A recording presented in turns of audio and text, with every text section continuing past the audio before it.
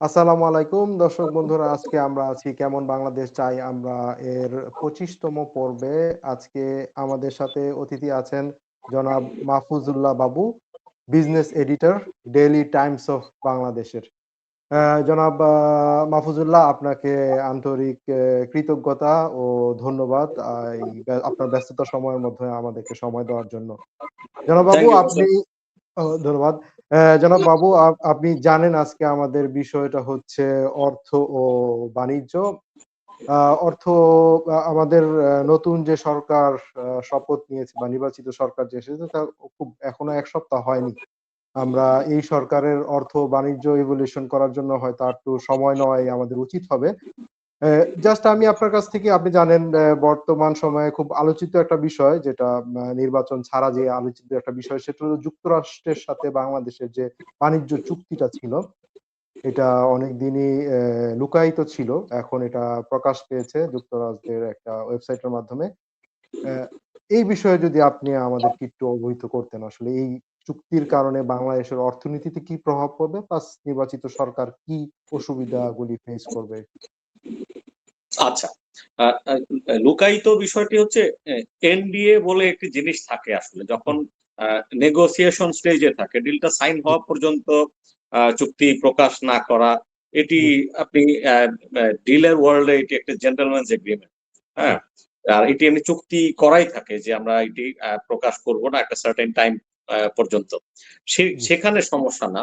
আ কিন্তু যেটা বাংলাদেশে যেটা ঘটেনি, অন্যান্য জি, দেশে আ এই ধরনের চুক্তি করার সময় যে আমরা তো আ আ জার্নালিস্ট হিসেবে যারা এই বিষয়ে এক্সপার্ট আছেন, আ যাদের সঙ্গে ক্লোজ ডোর এ অন্তত আলোচনা করতে পারত অন্তর্বর্তী সরকার, জি, সেই জি, আলোচনাগুলো হয়নি।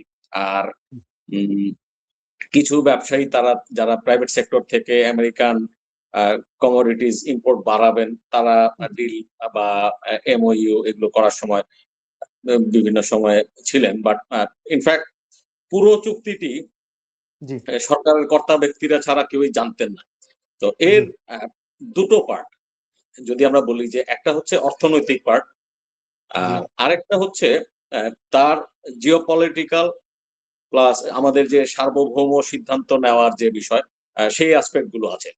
আ যেমন বাংলাদেশ ১৯ আপনারা সব জানেন যে ১৯% ট্রাম্প ট্যারিফ হবে।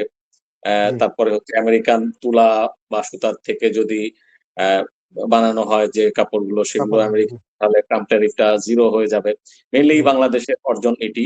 আর তার জি, সাথে আমেরিকা আমাদের প্রোডাক্ট এর জন্য আরো অনেক প্রোডাক্ট এর জন্য মার্কেট ওপেন করবে। আমরা জি, গ্র্যাজুয়ালি তাদের জন্য করব। এগুলো হচ্ছে ট্রেড এর পার্ট। কিন্তু এর জি, বাইরে যেটি আছে এগুলো একটু ভয়ংকর। যেমন যে একটা হচ্ছে যে আমেরিকান স্ট্যান্ডার্ড বা আমরা যেটাকে আমরা গ্লোবাল স্ট্যান্ডার্ড বলি। লেবার জি, স্ট্যান্ডার্ড, যে আপনার প্রোডাক্টের স্ট্যান্ডার্ডস, ওষুধ থেকে শুরু করে বিভিন্ন পণ্য জি, সেবার যে মান, জি, সেগুলোর ব্যাপারে বাংলাদেশ আমেরিকান মান মেনে নেবে। এখানেও খুব বেশি সমস্যা নাই। কারণ আমেরিকান স্ট্যান্ডার্ডস তো সারা পৃথিবী আপনার অ্যাকসেপ্ট করে। জি, জি, কিন্তু আমেরিকা ধরেন একটা দেশকে সেখানে ট্রেড এমবার্গো আসলো। যে জি, আমেরিকা সেই দেশে আমেরিকা তার স্বার্থে তার সীমান্ত বা তার জিওপলিটিক্যাল ইন্টারেস্ট আপনার রক্ষা করার জন্য একটা দেশের সাথে যদি আমেরিকা সেখানে এক্সপোর্ট করতে না চায়, জি, আমেরিকা সেখানে এক্সপোর্ট নিষিদ্ধ করে, বাংলাদেশও সেটি মানতে বাধ্য থাকবে। এরকম একটা ক্লজ।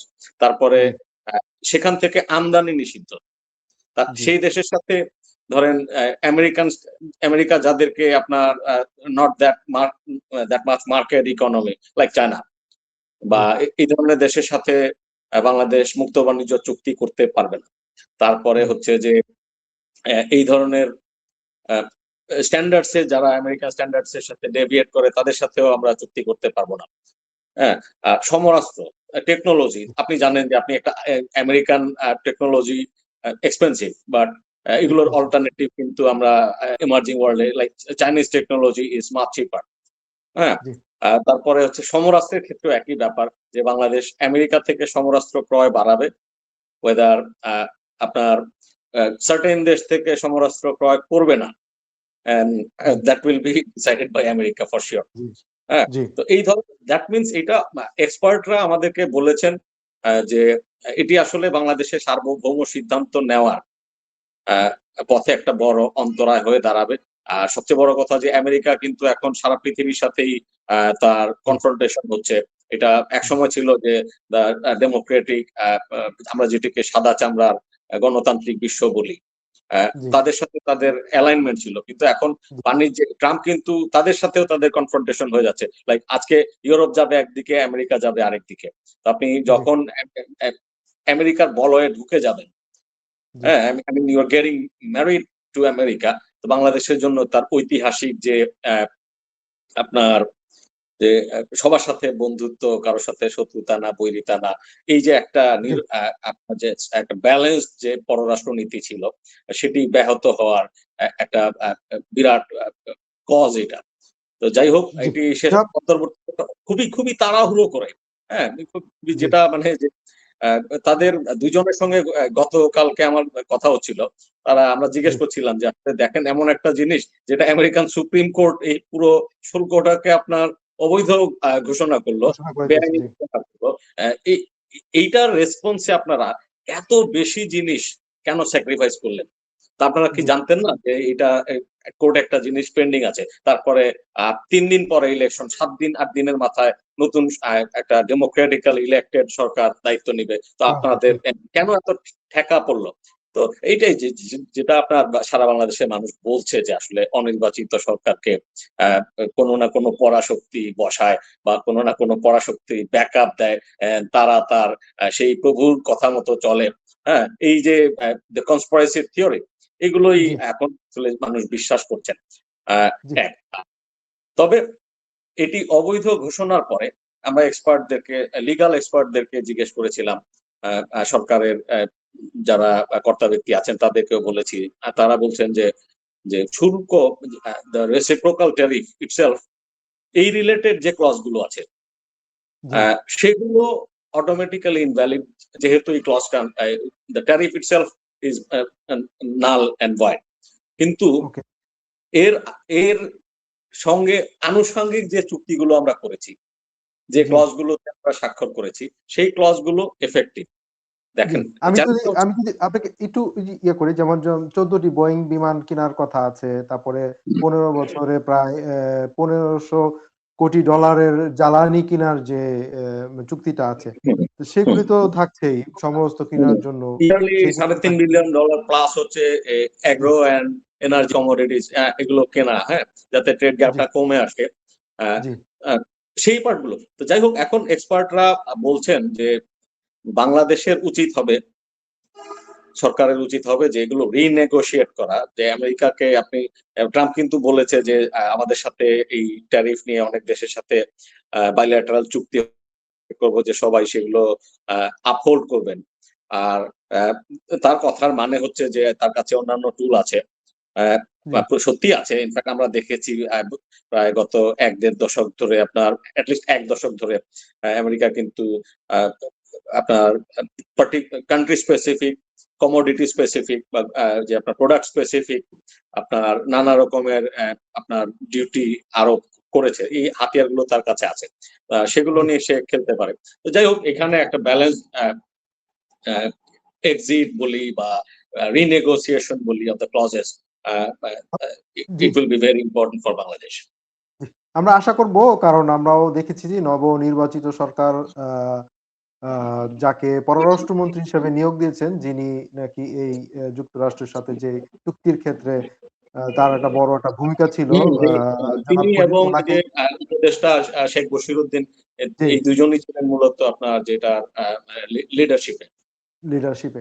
তো আশা করি হয়তো ওই চিন্তা থেকেই উনাকে আবারও পররাষ্ট্র মন্ত্রণালয়ে রাখা হয়েছে। হয়তো রিনেগোশিয়েট এর জন্য আরকি।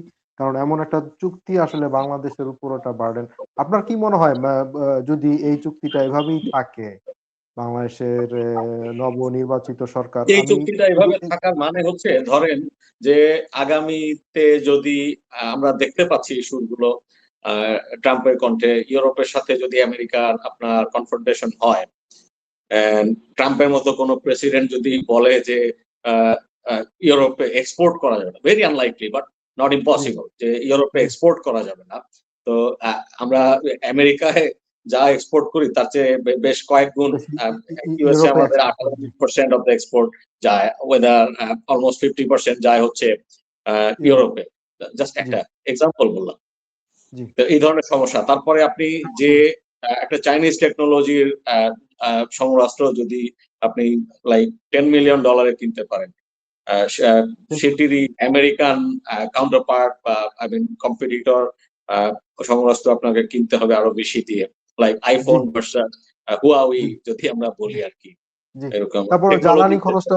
জ্বালানি খরচটাও যদি আমাদের বেড়ে যায় তাহলে সব ধরনের খরচই আমাদের বেড়ে যায় আরকি। জ্বালানিটা যাই হোক মোটামুটি যে আপনার খুব বেশি আহ, আই মিন খুব বেশি ডিফার করবে না। এখন এইখানে আবার প্রশ্ন হচ্ছে যে যারা কিনছেন তারা কিভাবে ডিলটা করছেন, তারা কি আসলেই দেশের জন্য কম খরচে কিনতে চান কিনা। এরকম কিন্তু অনেক উদাহরণ আছে যে আহ, এক জায়গায় পাওয়া যাচ্ছে কমে, যেখানে বেশি, সে বেশি থেকে একই জিনিস কিনছে আমাদের সরকারের লোকজন, জি, মেনলি করাপশনের পারপাসে। এইগুলো যাতে না জি। হয়। আশা করি আমরা হয়তো একটা ভালো একটা সলিউশন খুঁজে পাবো এটার। বাংলাদেশের অর্থনীতির জন্য এটা খুবই গুরুত্বপূর্ণ একটা জিনিস। আ জনাব মাহফুজুল্লাহ, আমি আপনার থেকে লাস্ট যেই জিনিসটা জানতে চাবো সেটা হচ্ছে যে ঋণ খেলাপি। আপনি জানেন বাংলাদেশে যে এটা নির্বাচন হয়ে গেল সেটাতে প্রায় ৪৫ জন ঋণ খেলাপির মতন অংশগ্রহণ করেছিল। মোটে ১১ জন ঋণ খেলাপি সংসদে যাচ্ছেন আরকি। তারা তো ঋণ খেলাপি ছিলেন, তারা এখন জনগণের সেবা করার জন্য সংসদে যাচ্ছেন। তারা তো তাদের ঋণগুলি আসলে কিভাবে পরিশোধ করবেন এই মুহূর্তে? এই ঋণগুলির সলিউশনটা কি হবে আরকি? না, সবচেয়ে বড় কথা ঋণ খেলাপিদের সংসদ পর্যন্ত যাওয়াটা ঠিক হয়নি। বিশেষ করে যখন এই গোটা জাতির অর্থনীতিতে ১ নাম্বার সমস্যা হচ্ছে ঋণ খেলাপিরা।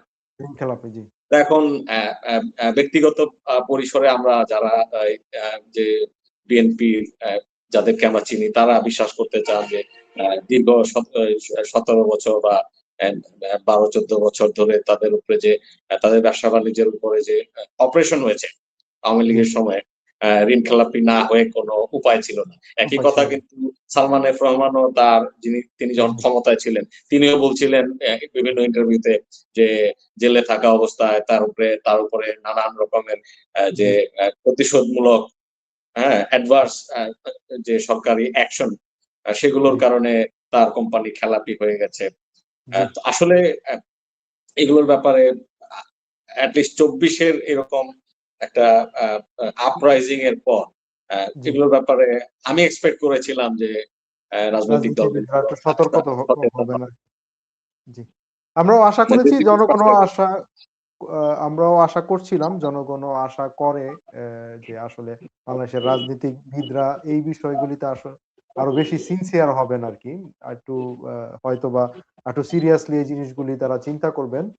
কারণ এটা অনেকেই আমাকে ব্যা ব্যক্তিগতভাবে অনেকেই প্রশ্ন করছেন যে আসলে এই ঋণগুলি কি হবে আরকি? তারা না, তো এর সেমাই মধ্যে চলে কিছু গেলেন ভালো মানুষ কর্পোরেশনে। আছেন যাদেরকে আমরা চিনি, তার জি, ব্যবসাটা হয়তো ভালো যাচ্ছিল না। নানান কারণে ঋণ খেলাপি এবং টাকার অঙ্কে খুব বেশি না, তারা এগুলো দিয়ে দিতে পারবেন।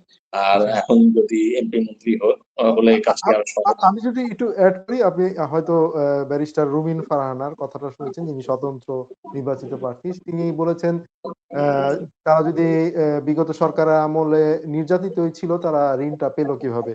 অ্যা এই কোয়েশ্চেনটা এখন আসলে মানুষের মধ্যেও আ ঘুরপাক তো খাচ্ছে। একটা বিষয় ভালো হয়েছে যে এই যে শেখ হাসিনার আমলের গৃহপালিত যে বিরোধী দল বলা হতো তার চাইতে জি, আমরা আরো একটা শক্ত, সরব এবং আহ, একটা কি বলে যে এফেক্টিভ অনেক বেশি অপোজিশন ইন্টেলিজেন্স, পার্লামেন্ট আমরা ইন্টেলেকচুয়াল, বোধহয় জি, দেখতে যাচ্ছি। That will be good side of the democracy present বা জি, ডেমোক্রেটিক এনভায়রনমেন্ট। এনভায়রনমেন্ট। ধন্যবাদ জনাব মাহফুজ। ব্যস্ত সময়ের মাধ্যমে আসলে এই রমজান মাসে ইফতার, সেহরি, তারাবির মধ্যে সময় করে আপনি আমাদের সময় দিয়েছেন। আপনাকে আবারও আপনার প্রতি এ কৃতজ্ঞতা এবং আপনার শুভেচ্ছা থাকলো। ইনশাআল্লাহ ভবিষ্যতে এই বিষয়ে আমরা আরো কথা বলব। ধন্যবাদ। আসসালামু আলাইকুম। ভালো থাকবেন, আপনাকে শুভরাত্রি। ধন্যবাদ। জি, আসসালামু আলাইকুম।